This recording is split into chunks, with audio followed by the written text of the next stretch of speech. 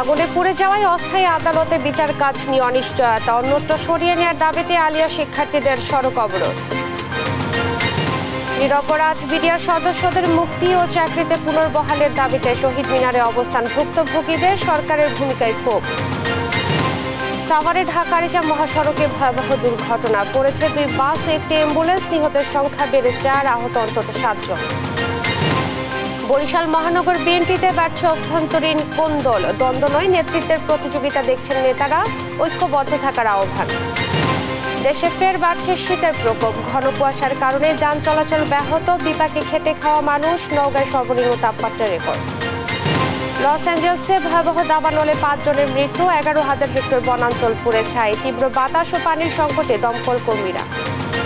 এবং একদিন বিরতির পর ফের মাঠে গড়াচ্ছে বিপিএল, দুপুরে লড়বে রংপুর ও বরিশাল, সন্ধ্যায় ঢাকা ক্যাপিটালের প্রতিপক্ষ চিটাগং কিংস। দেখছিলেন সংবাদ শিরোনাম, সঙ্গে আছি আমি ইশরাত জাহান মনি। এবারে বিস্তারিত। বকশীবাজারের ঢাকা আলিয়া মাদ্রাসার অস্থায়ী আদালতে অগ্নিকাণ্ডের ঘটনায় অনিশ্চিত হয়ে পড়েছে বিডিআর হত্যা মামলার বিচার কার্যক্রম। বুধবার ভোররাতে লাগা আগুনে পুড়ে যায় অস্থায়ী আদালতের এজলাস সহ পুরো ভবনটি। এর আগে বৃহস্পতিবার মধ্যরাতে আদালত বসছে এমন খবরে বিক্ষোভ শুরু করে শিক্ষার্থীরা। রাস্তায় আগুন জ্বালিয়ে বাঁশ ফেলে অবরোধ করেন তারা। বিডিআর হত্যাকাণ্ডে বিস্ফোরক মামলার জামিন শুনানি হওয়ার কথা ছিল বৃহস্পতিবার, তবে কোনোভাবেই আলিয়া মাদ্রাসার মাঠে আদালত বসতে দেবে না বলে ঘোষণা দেন শিক্ষার্থীরা।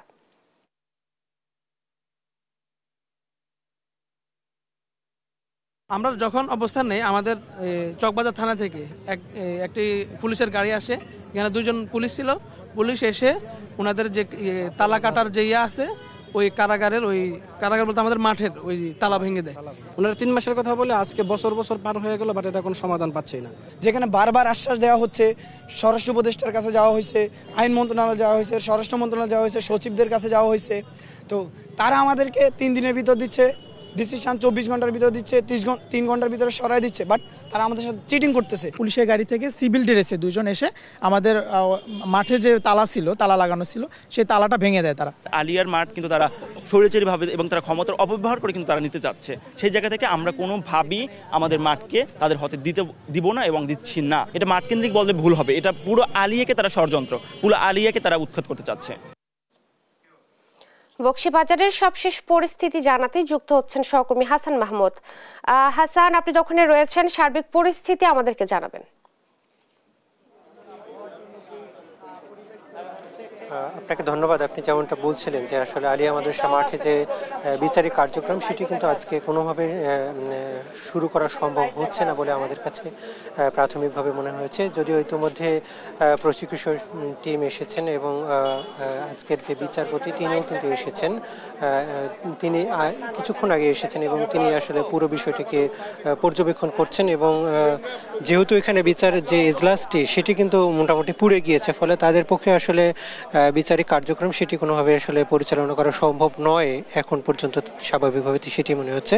আমরা কিছুক্ষণ আগে কথা বলেছিলাম যা রাষ্ট্রপক্ষের আইনজীবী বোরহানুদ্দিন, তিনি যেটি বলছিলেন যে আসলে আমরা দেখছি যে বিচারিক যেহেতু কার্যক্রমটি আজকে এখানে সম্ভব প্রাথমিকভাবে তাদের কাছে মনে হচ্ছে না, এবং যেহেতু বিচারক এসেছেন তিনি হয়তো বাকিটুকু পরিদর্শন শেষে তিনি তাদেরকে নির্দেশনা দেবেন যে আসলে পরবর্তীতে কি করা হবে। এবং আমরা দেখেছিলাম যে শিক্ষার্থীরা কিন্তু এখন পর্যন্ত বিক্ষোভ করছেন এবং সকাল 10:30টায় যদিও তারা শর্ত সাপেক্ষে অর্থাৎ বিচারিক কার্যক্রম পরিচালনা করতে দেবেন না এমন শর্তে কিন্তু তারা গেটটি খুলে দিয়েছেন, যদিও তারা এখন পর্যন্ত বিভিন্ন জায়গায় তারা ব্লক করে রেখেছেন। এবং বিচারকের যে গাড়িটি সেটিও কিন্তু দীর্ঘক্ষণ বকশীবাজার মোড়ে কিন্তু সেখানে আটকে রেখেছিলেন। পরবর্তীতে তারা আসলে সেনাবাহিনী, এপিবিএন এবং পুলিশের সহযোগিতায় কিন্তু সেই গাড়িটি ভিতরে প্রবেশ করতে পারে।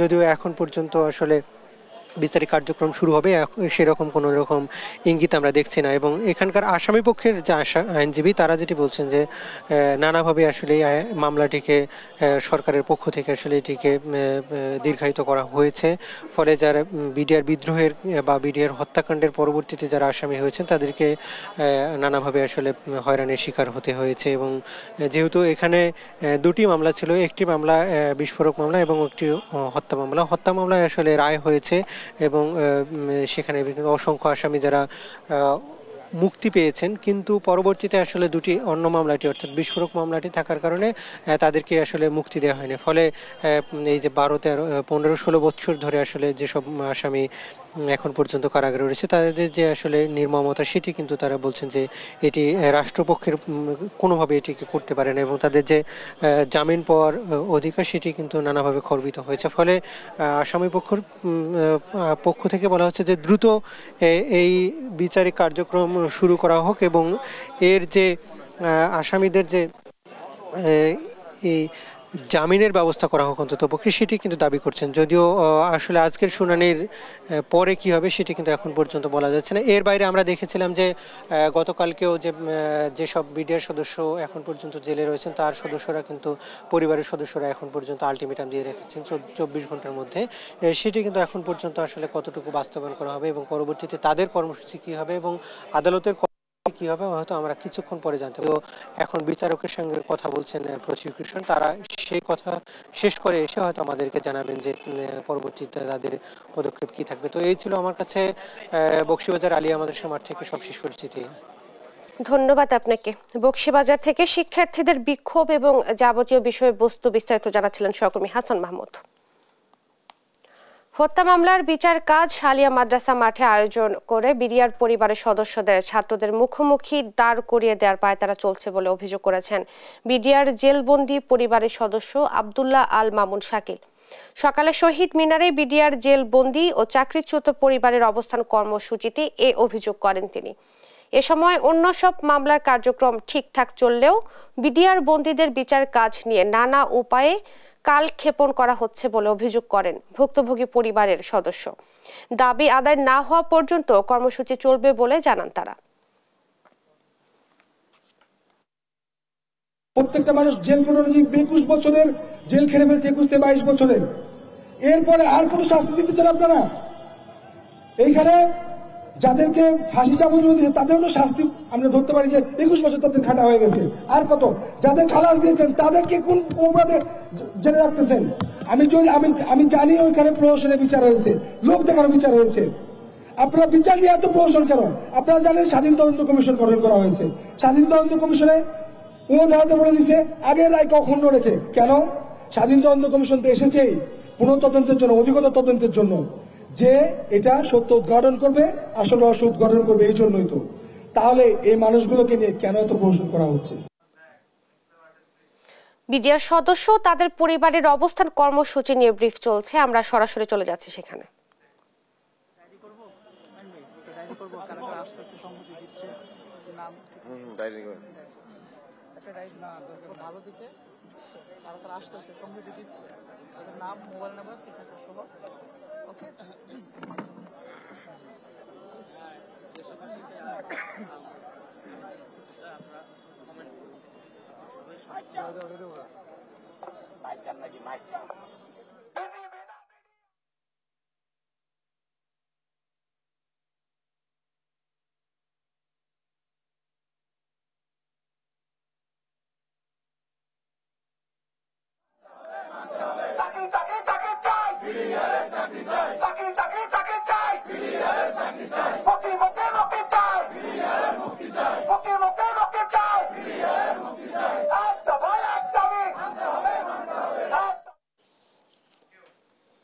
বিডিআর সদস্য তাদের পরিবারের অবস্থান কর্মসূচি নিয়ে ব্রিফ চলছে, আমরা সরাসরি ছিলাম সেখানে।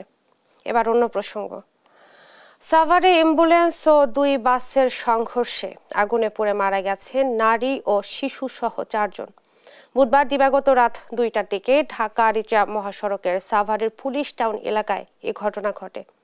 নিহতদের সবাই অ্যাম্বুলেন্সের আরোহী বলে জানায় ফায়ার সার্ভিস।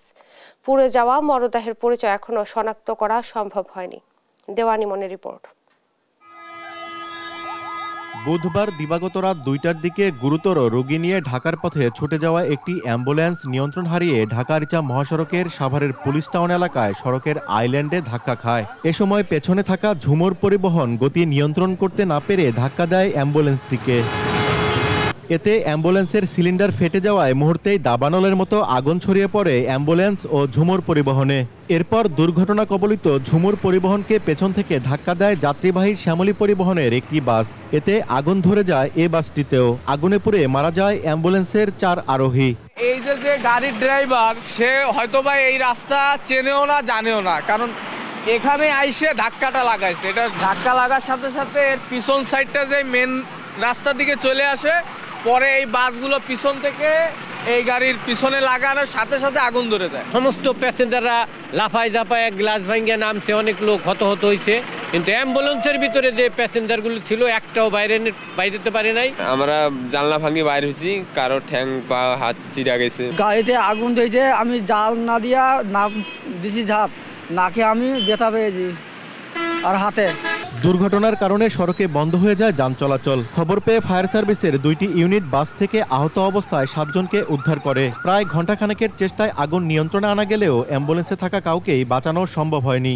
আমরা 7 জনকে গুরুতর আহত অবস্থায় হাসপাতালে প্রেরণ করি। আর আগুন নির্বাপনের এক পর্যায়ে আমরা অ্যাম্বুলেন্সের মধ্যে 4 জন ডেড বডি দেখতে পাই। অ্যাম্বুলেন্সের ভিতরে 4 জনের মধ্যে 2 জন মহিলা ছিল, 1 জন বাচ্চা ছিল, 1 জন পুরুষ ছিল। বাস দুটির চালকের এখনো কোনো খোঁজ পায়নি পুলিশ। পুড়ে যাওয়া 2 নারী, 1 পুরুষ ও 1 শিশুর মরদেহ ময়নাতদন্তের জন্য রাজধানীর শহীদ সোহরাওয়ার্দী মেডিকেল কলেজ হাসপাতালে নেওয়া হয়েছে। দেওয়ানিমন, দেশ টিভি, সাভার। বরিশাল মহানগর বিএনপিতে অভ্যন্তরীণ কোন্দল বাড়ছে। আসন্ন সম্মেলন কেন্দ্র করে এরই মধ্যে ভেঙে দেওয়া হয়েছে ওয়ার্ড কমিটি। তবে বর্তমান কমিটির দাবি এটি কোন্দল নয়, নিজেদের মধ্যে প্রতিযোগিতা মাত্র। আর রাজনৈতিক বিশ্লেষকরা বলছেন, ক্ষমতায় যেতে চাইলে কোন্দল ভুলে বিএনপিকে ঐক্যবদ্ধ থাকতে হবে। আর ত্যাগীদের মূল্যায়নের কথা জানান সিনিয়র নেতারা। বরিশাল থেকে সহকর্মী শাকিল মাহমুদের রিপোর্ট, জানাচ্ছেন টুম্পা আফরোজ। কখনো পুলিশের বাধা, আবার কখনো আওয়ামী লীগের হামলা, এসব মোকাবেলা করেই গেল 15 বছরের বেশি সময় লড়াই সংগ্রাম চালিয়েছে বিএনপি। তবে রাজনৈতিক পট পরিবর্তনের পর বরিশাল মহানগর বিএনপিতে বেড়েছে অভ্যন্তরীণ কোন্দল। রাজপথে কয়েকভাবে বিভক্ত দলটির নেতাকর্মীরা। গেল বছরের নভেম্বরে মনিরুজ্জামান খান ফারুককে আহ্বায়ক, জিয়াউদ্দিন শিকদার জিয়াকে সদস্য সচিব ও আফরোজা খানম নাসরিনকে যুগ্ম আহ্বায়ক করে 42 সদস্যের বরিশাল মহানগর বিএনপির পূর্ণাঙ্গ আহ্বায়ক কমিটি ঘোষণা করা হয়। যদিও এ কমিটি নিয়ে অভিযোগের শেষ নেই পদবঞ্চিত নেতাদের। গেল 25 নভেম্বর তৃণমূলের সব কমিটি পুনর্গঠনের নির্দেশনা দেয়া হলে তৎপর হয়ে ওঠেন পথ প্রত্যাশীরা। অবশ্যই এটা দলের ক্ষতি হচ্ছে এবং তারা সবসময় কেন্দ্রীয় নেতৃবৃন্দ এবং আমাদের নেতা জনাব তারেক জিয়ার রেফারেন্স দিয়ে বারবার বলে সে কিনা তাদের এই কমিটি করছে।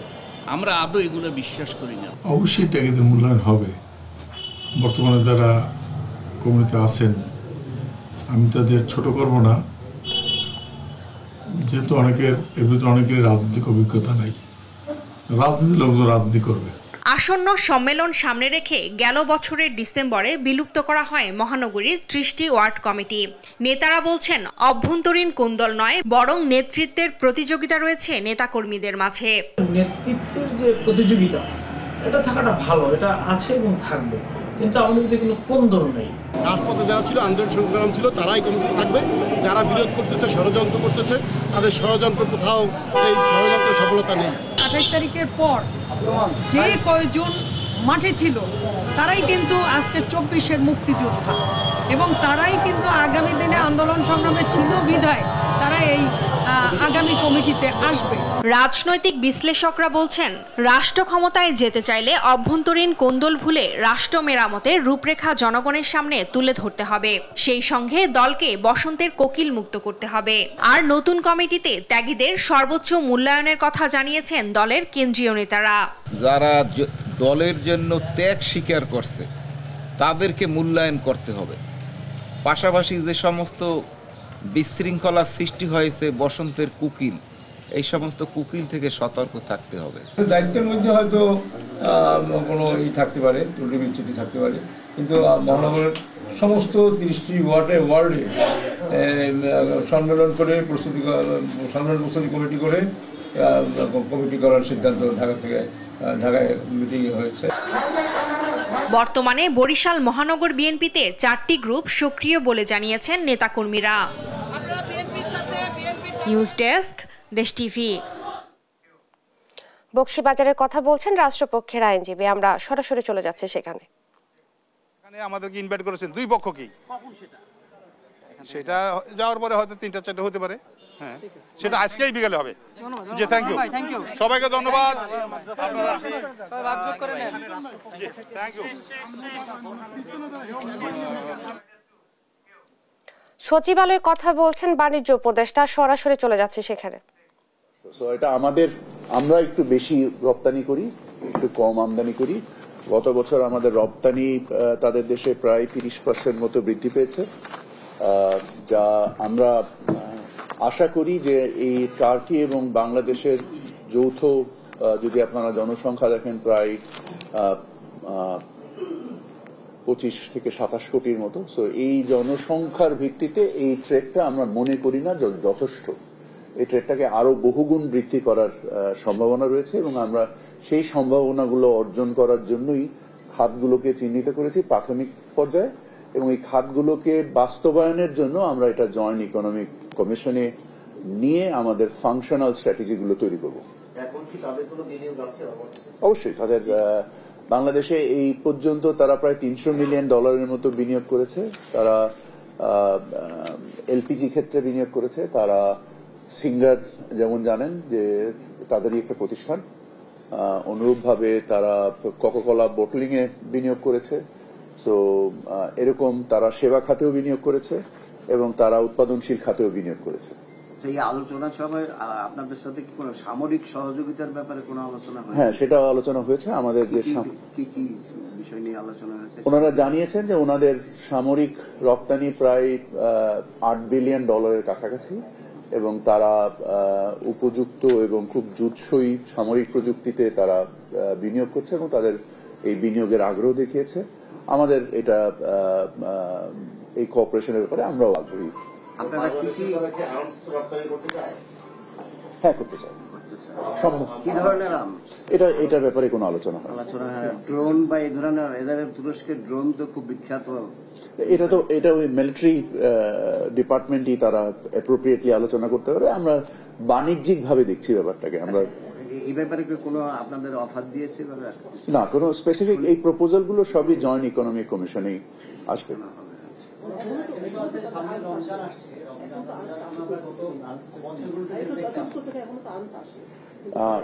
আমি ঠিক নিশ্চিত না। আগেও আমরা দেখেছিলাম যে রোজার আগে বাণিজ্য মন্ত্রী বসেন, অনেকগুলো কথা বলেন দ্রব্যমূল্য পণ্যগুলো ঠিক করার জন্য, সেটি শেষ পর্যন্ত বাস্তবায়ন করা হয়। যেহেতু নতুন একটা সরকার, আপনারা কি প্রিপারেশন নিচ্ছেন আপনাদের কথা? আমরা মনে হয় আজকে যদি এই তুরস্ক স্পেসিফিক থাকি তাহলে আমাদের আলোচনাটা বেশি সঙ্গত হবে বলে আমার মনে হয়। আমার মনে হয় এটা নিয়ে আমি প্রতিদিনই কথা বলছি। True true. সো আমার মনে হয় যে আমরা রমজান কেন্দ্রিক আমাদের যদি যে প্রস্তুতির কথা বলেন, আমরা মনে করি আমরা সামগ্রিকভাবেই প্রস্তুত। আমাদের কিছু জিনিসের ব্যাপারে, যেমন চালের বাজারটা নিয়ে এই মুহূর্তে আমরা বিভিন্ন রকমের পদক্ষেপ নিচ্ছি। আমরা আমদানি উদারীকরণ করেছি। চাল আমদানিতে প্রায় 63% মতো আমদানি শুল্ক ছিল, যেটাকে আমরা 3% নামিয়ে নিয়ে এসেছি। এবং আমরা এই মুহূর্তে খাদ্য মন্ত্রণালয়ের নিয়ন্ত্রণাধীন ভাবে কয়েক লক্ষ টন চাল সরাসরি আমদানি হচ্ছে। বার্মা থেকে হচ্ছে, পাকিস্তান থেকে হচ্ছে, ভারত থেকে হচ্ছে। সো আমাদের আমনের ভরা মৌসুম এই মুহূর্তে চলছে। আমাদের এপ্রিল নাগাদ বোরো ধান আসবে। সো আমরা আশা করি যে এখন থেকে এপ্রিল, মানে আগামী 3 মাস বাজারে যে একটা সাময়িক অবস্থা তৈরি হয়েছে, আমরা আশা করি ইনশাল্লাহ এটা ঠিক হয়ে যাবে। এছাড়া অন্য কোনো পণ্যে আমার জানা মতে তেমন কোনো অসঙ্গতি নেই বলে আমার ধারণা। পরিপূর্ণভাবেই আছে। সচিবালয়ে কথা বলছেন বাণিজ্য উপদেষ্টা, সরাসরি ছিলাম সেখানে। সারা দেশে আবারও জেঁকে বসেছে শীত।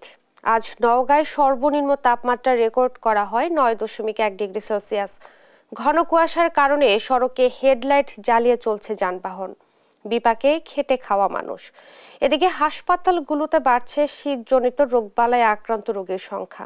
সহকর্মীদের পাঠানো তথ্য ছবিতে সালমা জাহানের রিপোর্ট। একদিনের ব্যবধানে তাপমাত্রা 6.4 ডিগ্রি কমে মৃদু শৈত্যপ্রবাহ বইছে নওগাঁয়। সকালে এ জেলায় সর্বনিম্ন তাপমাত্রা রেকর্ড করা হয় 9.1 ডিগ্রি সেলসিয়াস। দেখা মিলছে না সূর্যের। ঘন কুয়াশায় আচ্ছন্ন পঞ্চগড়, চলছে মৃদু শৈত্যপ্রবাহ। তেঁতুলিয়ায় সকাল 9টায় সর্বনিম্ন তাপমাত্রা রেকর্ড করা হয় 9.5 ডিগ্রি সেলসিয়াস। বাতাসে আর্দ্রতা 83%। সড়কে হেডলাইট জ্বালিয়ে চলছে যানবাহন। অনেকেই খড়কুটো জ্বালিয়ে শীত নিবারণের চেষ্টা করছেন। এখন এই যে আগুন ধরাচ্ছি, আগুন তাপাচ্ছি, আমরা গরিব মানুষই খাবো কি, খাবার মতন ঘরে নাই, খুবই অবস্থা আমাদের খারাপ। সকালবেলা বাইক নিয়ে আসছি, একটু চালালাম, হাত ঠান্ডা একদম শক্ত হয়ে গেছে, বরফ হয়ে গেছে। দক্ষিণ পশ্চিমের জেলা চুয়াডাঙ্গা। এ জেলাতেও হিমেল হওয়ায় শীতের তীব্রতা বেড়েছে। সকাল 9টায় তাপমাত্রা রেকর্ড করা হয় 9.4 ডিগ্রি সেলসিয়াস এবং বাতাসের আর্দ্রতা ছিল 95%। শীতজনিত রোগে আক্রান্ত হচ্ছে শিশুরা, ভুগছেন বয়স্করাও। শিশু রোগীর সংখ্যা কিছুটা বৃদ্ধি পেয়েছে। বিশেষ করে আমরা দুই শ্রেণীর রোগী পাচ্ছি। একটা হলো ঠান্ডাজনিত, যেগুলো আসছে ঠান্ডা, সর্দি, কাশি, অ্যাজমা, ব্রঙ্কিওলাইটিস, নিউমোনিয়া।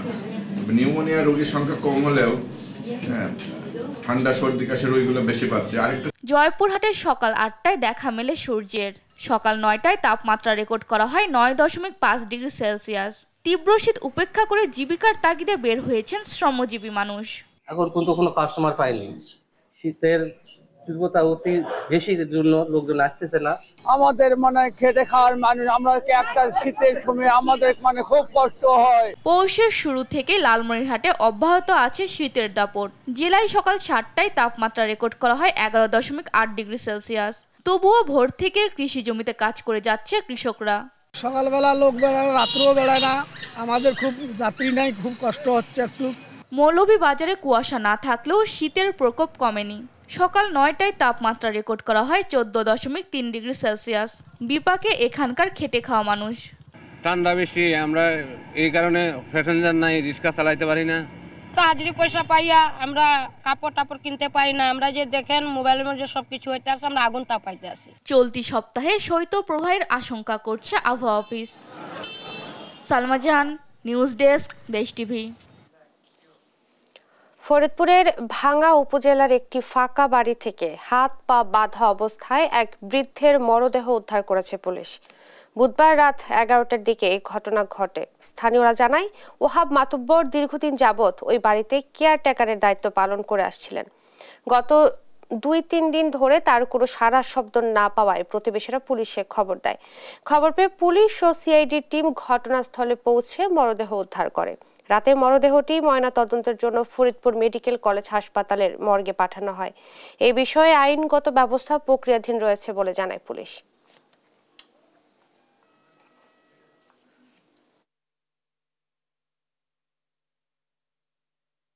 চট্টগ্রাম আদালত থেকে নিখোঁজ হওয়া মামলার নথি ভাঙাড়ির দোকান থেকে উদ্ধার করেছে কোতোয়ালি থানা পুলিশ।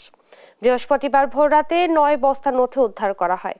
এ ঘটনায় একজনকে আটক করা হয়েছে। পুলিশ জানায়, চুরি যাওয়া নথিগুলো পাথরঘাটা এলাকার একটি ভাঙাড়ির দোকানে কেজি দরে বিক্রি করা হয়। গেল 2 দিনের আদালতের সিসিটিভি ফুটেজ বিশ্লেষণ করে পুলিশ সন্দেহভাজন একজনকে শনাক্ত করে। আটক ব্যক্তি আদালত চত্বরে চা বিক্রি করতেন বলে জানিয়েছে পুলিশ।